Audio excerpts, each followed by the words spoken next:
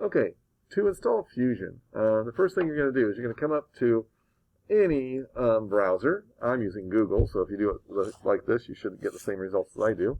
And you're going to go here to Autodesk Education. You want to make sure you go to Education. If you don't go to the Autodesk Education, you're going to get to a site where they're going to want you to pay thousands of dollars for Fusion. I don't think you want to do that. So again, when it comes to here, Autodesk Fusion, I'm just going to click right here on this education software. Either one of those two would work, but I'm just going to click right here. When you click on this, it should bring you to this website. If you don't get to this website exactly, scroll down and try to find a link in wherever you go that will bring you to this. And what I'm trying to say about that here is, let me back up one. So I think this website here maybe took you somewhere else. Let me click on it. So it takes you to this where it looks a little bit different. But if you click right here where it says Get Products, it's going to take you right back there to that same place where I just was. So either way, try to make it to this site. I'm going to go back again a couple, and I'm going to go there to that first one where I went. Now, your first thing here is, and I'm trying to get back here to where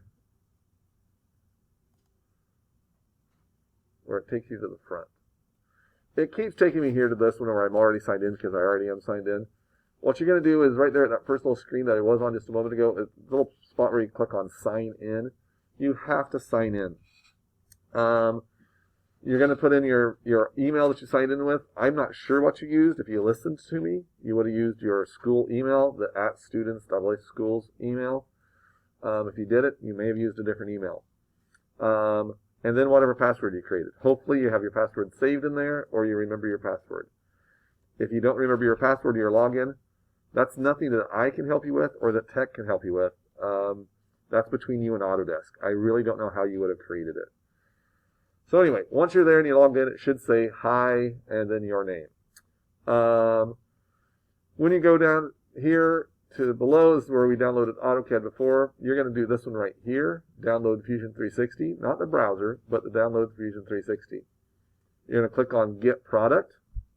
When you do, and I'm not going to do that because it's going to bring it up over in the corner. I already have mine downloaded. Once you download once you download Fusion, then you're going to open that and actually install Fusion.